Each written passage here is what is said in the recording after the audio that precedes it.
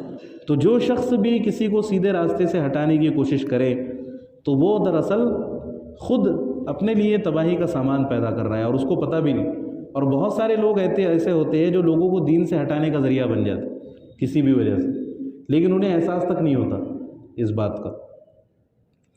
اب کوئی نیا شخص مسجد میں آیا، نماز کے لیے آتا نہیں تھا کبھی، اب وہ آیا تو کسی نے اس کو دیکھ کر کچھ طنزیہ باتیں کہہ دی کہ آج تو عید کا چاند نظر آ گیا ہے نا، آج کیسے کہ بھٹک گئے مسجد کی طرف، یا ایسی باتیں۔ اب حالانکہ چھوٹی سی باتیں ہیں، لیکن اس کے دل میں کیا خیال پیدا ہو کہ بھائی باہر تھا تو کسی نے کچھ نہیں کہا، لیکن مسجد میں آیا تو تانے ملنا شروع، تو پھر دوبارہ اس نے مسجد میں آنا ہی چھوڑ دی۔ تو ایک شخص اس کو اللہ کے گھر سے دور کرنے کا ذریعہ بن گیا، اللہ کے گھر سے دور کرنے کا سبب بن گیا۔ اب اسی طرح کا ایک معاملہ، ایک تحریر آئی تھی، بہت سبق آموز تحریر تھی اردو میں، کہ ایک شخص ایک کلب میں گیا شراب پینے کے لیے۔ اب وہ شراب پی رہا تھا تو اس کے ہاتھ سے شراب کا گلاس چھوٹ گیا اور وہ گرا ویٹر کے کپڑوں پر۔ تو ویٹر نے ایک بھی تلخ جملہ اس سے نہیں کہا، بلکہ اس سے کہا کہ سر آپ کو چوٹ تو نہیں لگی ہے نا، کہے تو آپ کا لباس صاف کر دوں۔ اتنے نرم جملے اس نے ادا کیے۔ تو اس کے دل میں اس کے اخلاق کو دیکھ کر کیا خیال پیدا ہوا کہ میں اس کلب میں اب روزانہ ہوں، کہ اتنے اچھے اخلاق ہیں کہ اس کے کپڑوں پر شراب گری، لیکن یہ مجھے ڈانٹنے کے بجائے مجھ سے معافی مانگ رہا۔ اور ایک دوسرا واقعہ اس میں لکھا ہوا تھا کہ ایک شخص مسجد میں آیا، اب مسجد میں اس کا موبائل بج گیا غلطی سے، تو جو نمازی تھا اس نے ایسی اس کو ڈانٹ لگائی، ایسا اس کو دھمکایا کہ دوبارہ اس نے جو مسجد میں آنے کا ارادہ تھا وہ ترک کر دی، ہے نا۔ حالانکہ کہاں پر کیا ہونا چاہیے، شراب خانے میں جھگڑے فساد ہونے چاہیے، ہے نا، ڈانٹنا ڈپٹنا وہاں پر ہونا چاہیے، لیکن یہ ساری حرکتیں کہاں پر ہو رہی ہیں، مسجد میں، ہے نا۔ اللہ کے نبی صلی اللہ علیہ وسلم کے سامنے ایک شخص، ایک بدو جو دیہات کا رہنے والا تھا، اب ادب تہذیب سے واقف نہیں تھا، تو وہ شخص مسجد میں آیا اور مسجد میں اس نے پیشاب کرنا شروع کر دیا۔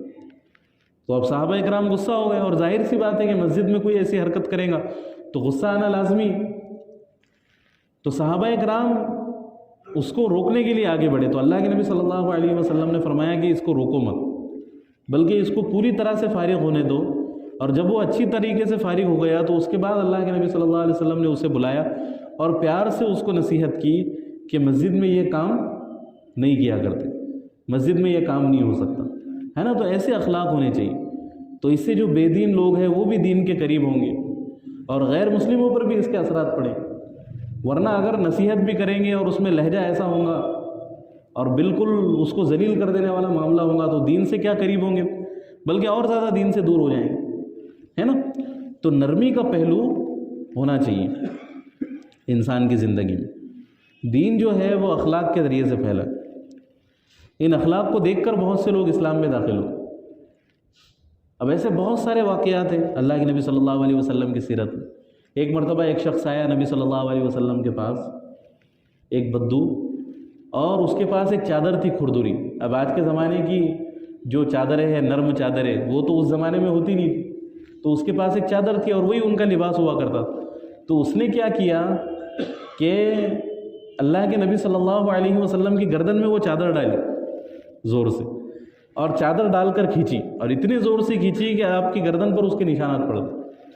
اب کتنے زور سے اس نے وہ چادر کھینچی ہو اور کتنی تکلیف آپ کو محسوس ہوئی ہو۔ اور پھر کیا کہنے لگا کہ اے محمد، اللہ نے جو تجھے مال دیا ہے اس مال میں سے مجھے کچھ دے، اس مال میں سے مجھے کچھ دے۔ حالانکہ ایک طریقے سے بھیک مانگنے کے لیے آیا، لیکن بھیک مانگنے کا اس کا طریقہ دیکھو کہ کس طریقے سے مانگا۔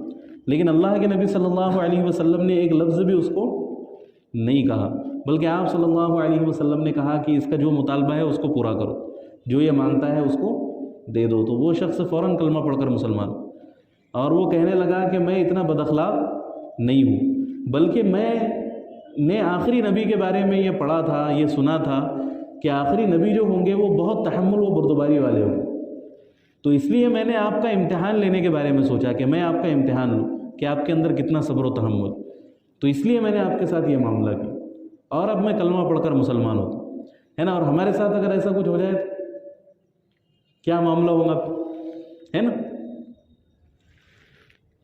تو ان اخلاق کے ذریعے سے دین پھیلا ہے۔ اب ایک صحابی اللہ کے نبی صلی اللہ علیہ وسلم کے پاس آئے اور بہت ہی عجیب سوال پوچھا اور بہت ہی فحش سوال پوچھا اللہ کے نبی صلی اللہ علیہ وسلم۔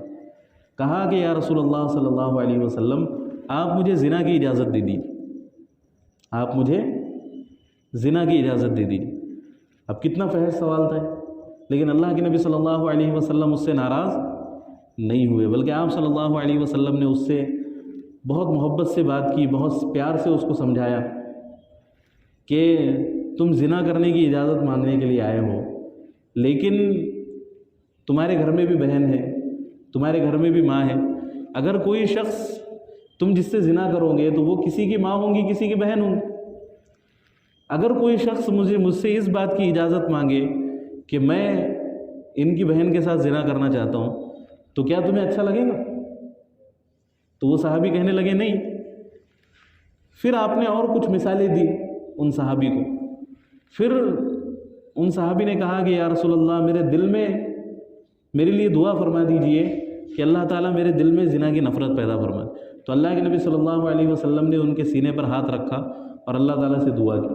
تو وہ صحابی فرماتے ہیں کہ اس کے بعد زنا سے زیادہ بدترین گناہ میری نظر میں کوئی نہیں تھا، اتنی زنا کی نفرت ان کے دل کے اندر بیٹھ گئی۔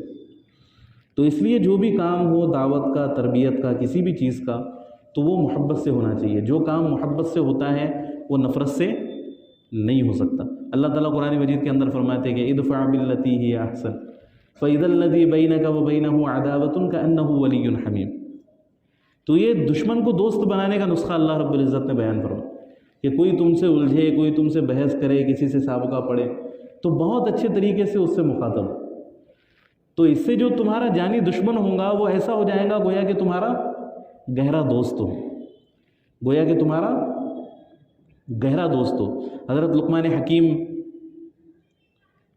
کا قول ہے، حضرت لقمان حکیم سے کسی نے پوچھا کہ دنیا کی سب سے بڑی دوا کیا ہے؟ دنیا کی سب سے بڑی دوا کیا ہے؟ تو لقمان حکیم نے کہا کہ عزت۔ لقمان حکیم نے کیا کہا کہ عزت، کہ عزت میں ہر شخص کا علاج ہے، کہ سامنے والے کو عزت دو، وہ ہر بات ماننے کے لیے تیار ہو۔ تو اس نے کہا کہ اگر عزت اثر نہ کرے تو لقمان حکیم نے کہا کہ دوا کی مقدار بڑھا دو، دوا کی مقدار بڑھا دو، یعنی کہ اگر وہ پھر بھی نہ مانے، پھر بھی راہ راست پر نہ آئے تو پھر اس کو اور زیادہ عزت دینا شروع کر دو۔ تو کوئی نہ کوئی تو اس کی لیمٹ ہوگی، کوئی نہ کوئی تو اس کی حد ہوگی جس پر آ کر وہ پگھلے گا، ہے نا۔ تو سب سے بڑی دوا یہ، اور اولاد کو بھی جو نصیحت کرنے کا طرز ہے وہ یہی ہے کہ محبت سے نصیحت کی جائے۔ اب لقمان حکیم کی نصیحتیں اللہ رب العزت نے قرآن مجید کے اندر ذکر فرمایا، تو ان کی تمام نصیحتوں کی ابتدا جو ہوتی ہے وہ اس سے ہوتی ہے، یا بنیا، اے میرے پیارے بیٹے۔ اب کتنے اچھے الفاظ ہیں۔